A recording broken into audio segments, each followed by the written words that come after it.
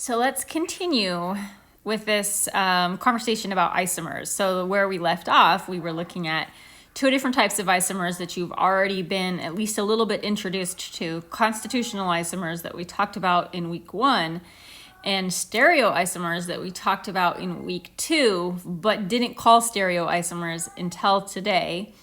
There is a third type of isomer that we're going to talk about. And it is based on the concept of mirror images. So before we introduce this third type of isomer, we're going to talk about mirror images. And I'm going to start by just giving you some definitions of words that I need to use in order for us to have this conversation. And then I'm going to take you to a video animation type thing I'm going to play with. So first of all, I'm going to state the obvious here. All things, including molecules, have mirror images, except for vampires. Or maybe it's not vampires. There's some bad guy that doesn't have a mirror image. Some things, including some molecules are identical to their mirror images.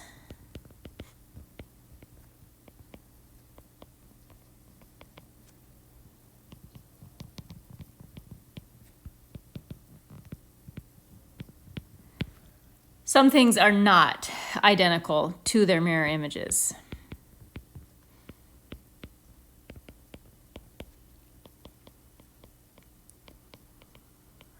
And that is something that you might have a hard time understanding, how something could not be identical to its mirror image. I'm going to show you some animation type things. But before we get to the animation, I'm going to give you some definitions.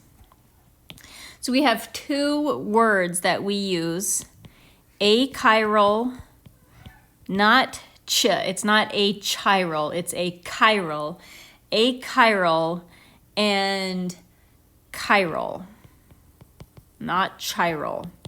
Achiral and chiral are adjectives. They're words that we use to describe a molecule or an object based on whether or not it's identical to its mirror image. Achiral means that the molecule, or whatever it is identical to its mirror image.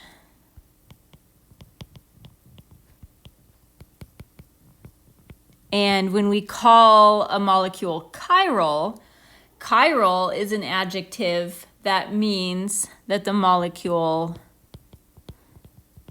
or whatever the object is, the molecule is not identical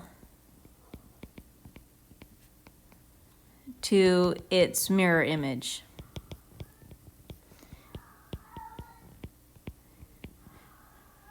Before we go to these animations that I'm going to play with, I just want you to look at your hands, your left hand and your right hand. I'm going to draw a picture of hands. And heads up, guys, I'm a really bad artist, like really, really bad. So here is a left hand. So hold your left hand out, palm down. So that's actually not that bad. Here's a hand. This is a left hand. Hold your left hand out, palm down, and then hold your right hand next to it. Same, palm down. Oh man. My thumbs are a little weird. So there's the right hand. And imagine that you only possessed your left hand and your right hand was just a mirror image of your left hand, because your right hand is a mirror image of your left hand. Your hands are mirror images of each other. So you might be thinking, my left hand and my right hand, they are identical. They're exactly the same because I've got the 4 fingers and the 1 thumb and the palm and the back of the hand and etc. But what I want you to do, what I challenge you to do, is line your left and right hand up perfectly. So that try to do this so that your palms are still facing down. Your palms have to be in the same position, and try to turn your left hand or manipulate your left hand so that your pinky is on the same side as your right hand, your thumb is on the same side, your palm is on the same side, and your fingers have to be pointing in the same direction. So keep your fingers pointing up. Try to get your left hand to get your pinky on the right side and your thumb on the right side with your palm still facing down, and you're going to find quickly that that is just literally impossible to do. There's no way that you can do it. If you keep your palms down and you keep your fingers pointing up or forward in the same direction, your fingers, your pinky and your thumb and all of your fingers are never going to line up in the exact same way. This means that your left hand and your right hand are mirror images of each other. And also, it means that your left and your right hand are chiral because they are different from their mirror images. They're not super different, but they're not identical. They're slightly different. The relationship between our left hand and our right hand, or the relationship between any two objects that are mirror images, that relationship is called enantiomers.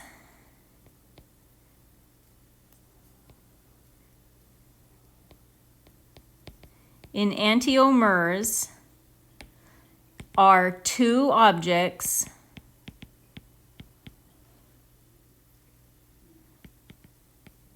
that are mirror images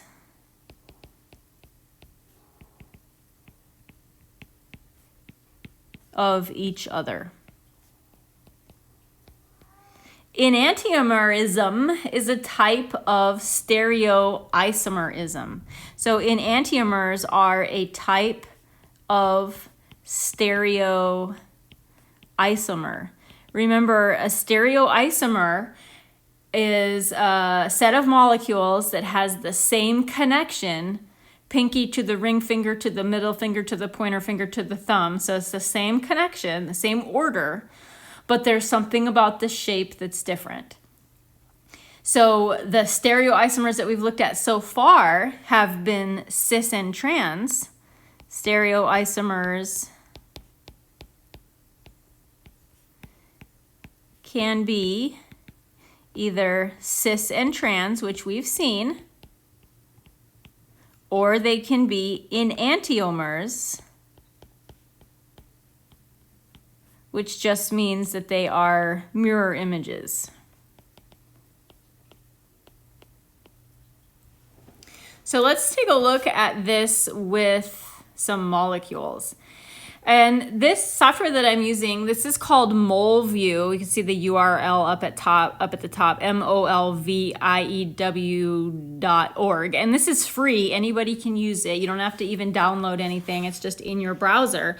And this lets you build molecules and then look at them three-dimensionally. So what I'm going to do is build, I'm going to build a pretty simple molecule.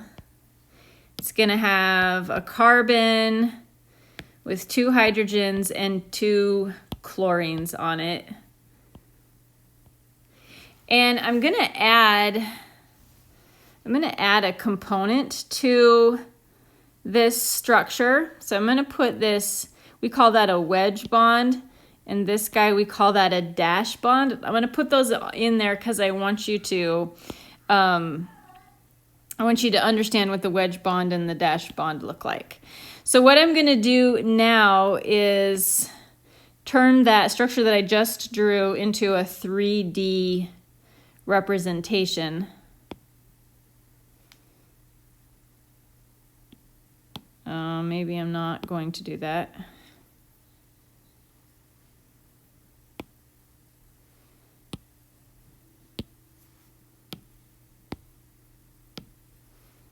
We'll try that again. Hydrogen, hydrogen. I want to put 2 hydrogens on it. I want to put 2 chlorines.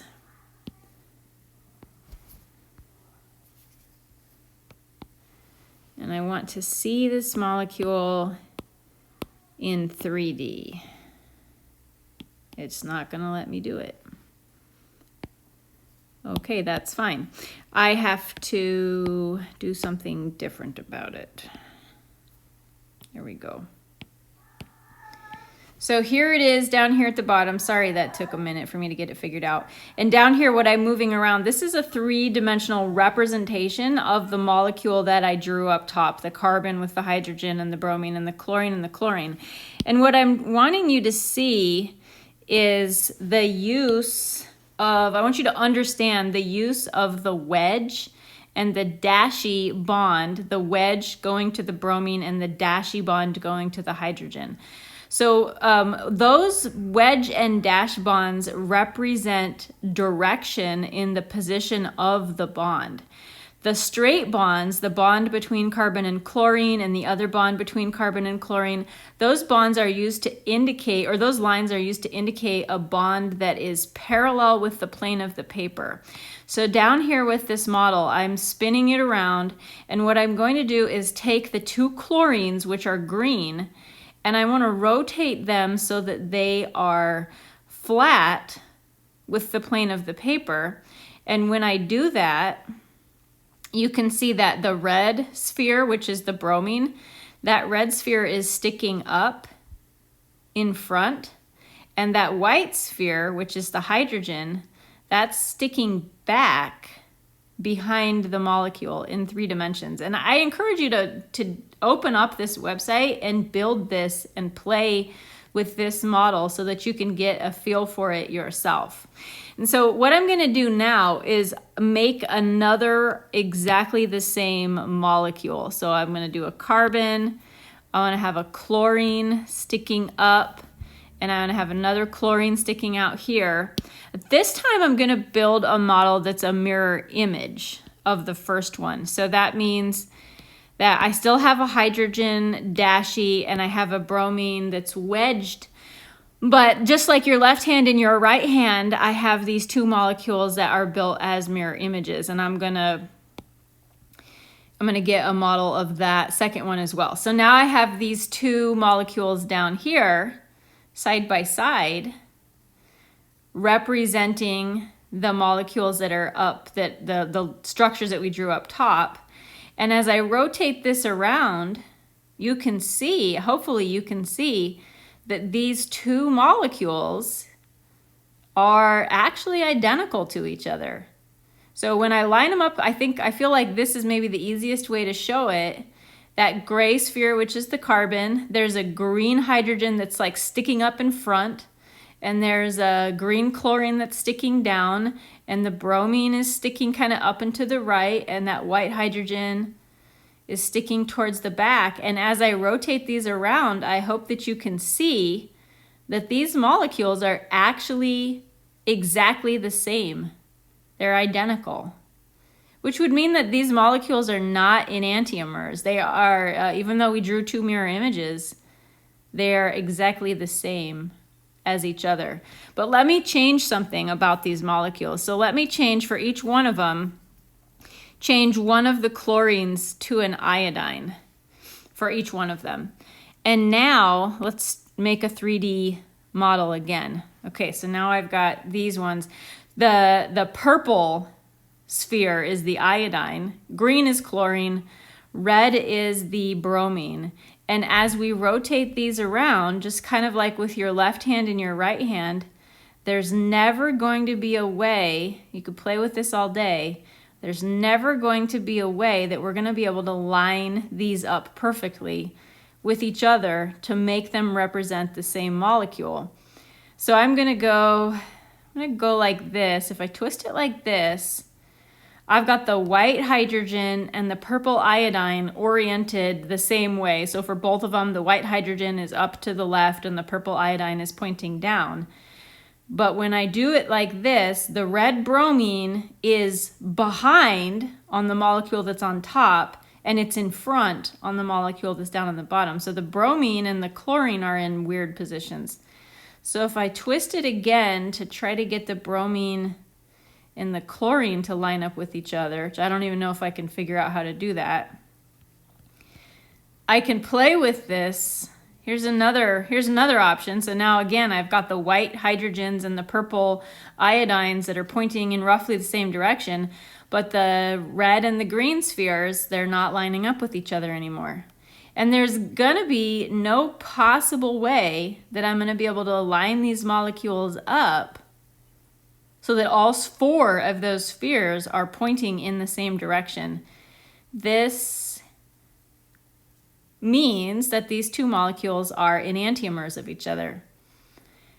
And again, I really, really, really encourage you to go to this website, and I'm going to put a link to it on our Canvas page, and play with this yourself, because this is really something that you need to put your hands on rather than just kind of watching. And that's something that makes this online class really, really challenging.